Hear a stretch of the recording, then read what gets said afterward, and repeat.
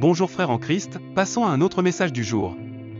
Avant cela, aidez-nous en vous abonnant et en aimant cette vidéo et partagez-la également avec un autre frère. Saviez-vous que le Padre Pio, l'un des saints les plus aimés de l'Église catholique, a laissé des prophéties concernant la fin du monde? Ces messages ont attiré l'attention de nombreuses personnes, surtout parce que certains semblent plus pertinents aujourd'hui.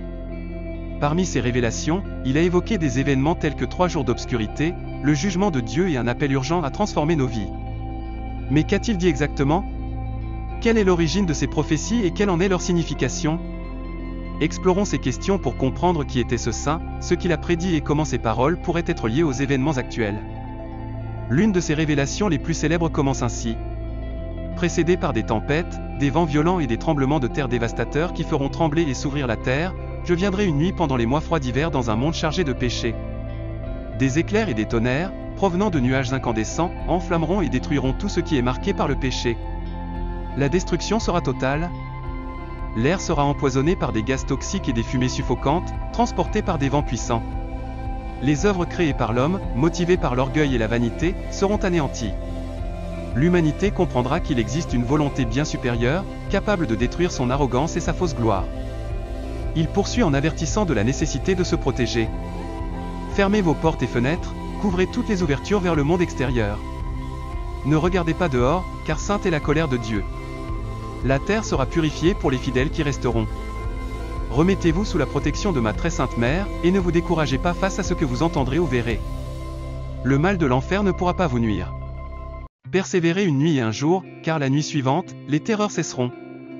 Au lever du jour, le soleil brillera à nouveau, dissipant les horreurs de l'obscurité. Le Padre Pio conclut avec un appel au renouveau spirituel. Acceptez la nouvelle vie avec humilité et gratitude. Vivez avec simplicité, en paix et en amour, selon ma volonté. Priez et sacrifiez-vous pour que vos efforts produisent des fruits de bénédiction et qu'une nouvelle humanité puisse fleurir. Malgré les critiques, restez fermes. Combattez par de bonnes actions, des prières et des sacrifices, en ayant confiance dans la protection de la Mère de la Grâce. Ainsi, vous triompherez du mal et serez accueillis par les anges dans les bénédictions éternelles du Père. Ce message, daté de 1959, a été interprété à l'époque comme un appel urgent à la conversion, dans un contexte de peur face à la guerre froide et à la menace nucléaire. Beaucoup y ont vu un avertissement de Dieu pour que l'humanité se repente de ses péchés. Aujourd'hui, les paroles du Padre Pio peuvent être perçues sous une autre perspective. Nous vivons dans un monde confronté à des défis tels que le changement climatique, les catastrophes naturelles, les pandémies et une crise des valeurs spirituelles. Ainsi, son message reste un puissant rappel de la nécessité de transformation intérieure et d'un engagement spirituel accru. On peut également interpréter cela comme un avertissement que nos actions ont des conséquences. Par exemple, lorsqu'il parle de tourments et de gaz toxiques, certains y voient une référence aux catastrophes naturelles et à la pollution que nous observons aujourd'hui. De plus, lorsqu'il mentionne que les œuvres de l'homme seront détruites, il pourrait faire allusion à notre dépendance excessive à la technologie, au matérialisme et à l'orgueil, oubliant ainsi notre relation avec Dieu. Le but principal de ce message est clair, un appel à la repentance, au retour à la prière et à la préparation spirituelle pour affronter toute épreuve à venir. Ce n'est pas seulement un avertissement, mais aussi une promesse d'espoir. Bien qu'il décrive des moments de ténèbres et de peur, il garantit que le soleil brillera de nouveau, offrant aux fidèles la possibilité de commencer une nouvelle vie en paix, en harmonie avec les voies divines. L'avertissement du Padre Pio concernant la fin du monde n'est pas unique, mais il s'inscrit dans la continuité d'autres révélations importantes dans l'histoire de l'Église. Par exemple, à Fatima, en 1917, la Vierge Marie est apparue à 3 jeunes bergers au Portugal et a souligné l'importance de prier pour la conversion des pécheurs. Elle a également averti que, si l'humanité ne changeait pas, de grandes souffrances, des guerres et des châtiments, comme la Seconde Guerre mondiale, surviendraient, ce qu'elle a spécifiquement prédit. Malgré ces avertissements, le message de Fatima soulignait que Dieu est toujours prêt à pardonner ceux qui se repentent et se tournent vers lui. Cela ressemble à ce que le Padre Pio a transmis, bien qu'il parle de destruction, il offre de l'espoir à ceux qui font confiance à la protection divine et persévèrent dans la foi. Un exemple similaire est celui de la Salette, en France, en 1846, où la Vierge Marie est apparue à 2 jeunes bergers. Elle a mis en garde contre l'état grave de péché de l'humanité, mentionnant le manque de respect pour les jours saints, la négligence de la prière et l'éloignement de Dieu. La Vierge a annoncé que, si cela continuait, il y aurait des famines, des catastrophes naturelles et d'autres calamités. Cependant, son message incluait également une note d'espoir, le repentir pouvait éviter ces punitions. Le Padre Pio partage cette même tonalité. Bien que ces paroles décrivent une purification de la terre qui peut sembler effrayante, il assure que ceux qui prient, font confiance à Dieu et vivent avec humilité seront protégés et auront la chance de recommencer. Une autre révélation similaire est celle de la bienheureuse Anna Maria Teggi, du XIXe siècle, qui a également eu des visions sur l'avenir de l'humanité. Elle a décrit en particulier 3 jours de ténèbres, un élément qui fait écho aux propos du Padre Pio. Selon Anna Maria, ces jours seraient marqués par une obscurité totale sur terre, et seules les personnes qui se réfugieraient dans la prière et resteraient chez elles seraient protégées. Pour elle, cette purification serait un moyen pour Dieu de séparer les justes des impies. Le Padre Pio transmet un message semblable en demandant aux gens de fermer leurs portes, de ne pas regarder dehors et de faire entièrement confiance à la miséricorde divine pendant ces moments difficiles. Dans toutes ces révélations, le message principal est le même, Dieu aime l'humanité, mais ne peut ignorer ses péchés. Les avertissements ne visent pas à provoquer la peur, mais à inviter à la réflexion, au changement de vie et à la confiance dans la protection divine. Il y a toujours un élément d'espoir, avec la promesse de renouveau et d'un nouveau départ pour ceux qui choisissent le chemin de la foi. Cela nous rappelle que, même en des temps difficiles, il y a de la lumière au bout du tunnel pour ceux qui font confiance à Dieu. Le message du Padre Pio est également profondément lié à la Bible, en particulier à l'Apocalypse, le dernier livre des Écritures, qui décrit des événements liés à la fin des temps. L'Apocalypse parle de jugements, de catastrophes et de signes qui précéderont la purification du monde avant l'avènement du royaume éternel de Dieu. Par exemple, dans Apocalypse 6, 12-17, il est écrit « Je regardai, et lorsqu'il ouvrit le 6e sceau, il y eut un grand tremblement de terre. Le soleil devint noir comme un sac de crin, la lune entière devint comme du sang, et les étoiles du ciel tombèrent sur la terre, comme un figuier secoue ses fruits vers lorsqu'il est agité par un vent violent. Le ciel se retira comme un livre qu'on roule, et toutes les montagnes et les îles furent ôtées de leur place. Les rois de la terre, les grands, les riches, les chefs militaires, les puissants, tous les esclaves et hommes libres se cachèrent dans les cavernes et sous les rochers des montagnes, et ils disaient aux montagnes et aux rochers, « Tombez sur nous, et cachez-nous devant celui qui est assis sur le trône et devant la colère de l'agneau, car le grand jour de sa colère est venu, et qui peut subsister ?» Ces images ressemblent aux visions du Padre Pio, qui décrit une obscurité profonde et une purification qui affectera toute l'humanité. Cette connexion suggère que son message n'est pas nouveau, mais une réaffirmation des vérités déjà révélées dans les Écritures.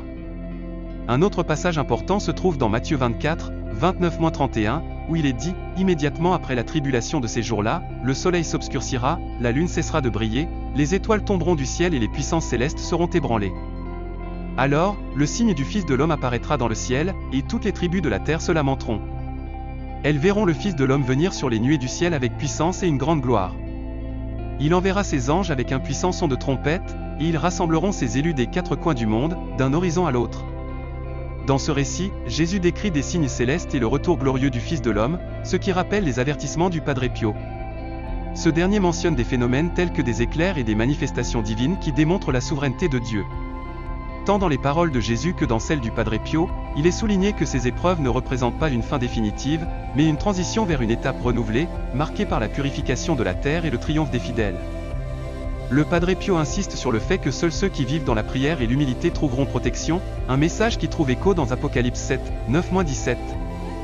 Ce passage décrit une multitude vêtue de blanc ayant traversé de grandes tribulations et se trouvant désormais en présence de Dieu. Cela réaffirme l'idée que la foi et la persévérance sont essentielles pour affronter les moments les plus difficiles et accéder à la vie éternelle. Bien que les paroles du Padre Pio puissent paraître dures, elles contiennent également un message d'espoir profondément chrétien. Après les difficultés, il y a toujours une promesse d'un nouveau commencement. Selon lui, le soleil brillera à nouveau, et l'humanité aura l'opportunité de vivre dans un monde caractérisé par la paix, l'amour et la gratitude, ce qui correspond aux promesses bibliques d'un nouveau ciel et d'une nouvelle terre. Apocalypse 21h4, par exemple, déclare « Dieu essuiera toute larme de leurs yeux, il n'y aura plus de mort, ni de deuil, ni de cris, ni de douleur, car les choses anciennes ont disparu. » Le message du Padre Pio reflète également de nombreux aspects de notre époque, ce qui le rend encore plus pertinent. Par exemple, il a mentionné des tempêtes, des tremblements de terre et des vents destructeurs, des phénomènes aujourd'hui plus fréquents en raison du changement climatique.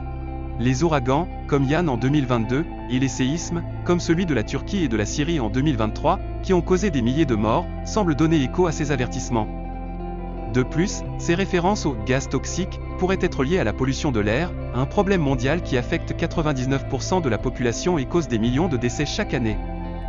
Le changement climatique intensifie également des phénomènes comme les incendies de forêt et les tempêtes, reflétant l'avertissement du Padre Pio sur les conséquences de nos actions.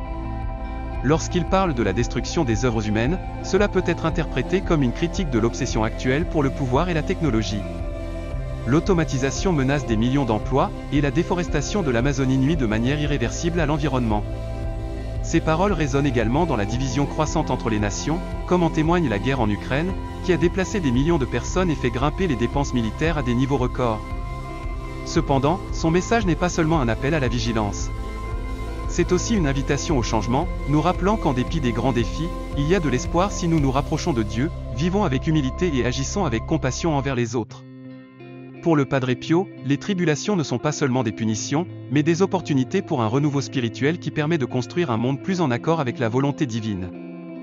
Enfin, sa recommandation de « fermer les portes et les fenêtres » pourrait être interprétée non seulement comme une mesure physique de protection, mais aussi comme un symbole spirituel, un appel à se détourner du péché et à éviter les distractions qui nous éloignent de la foi.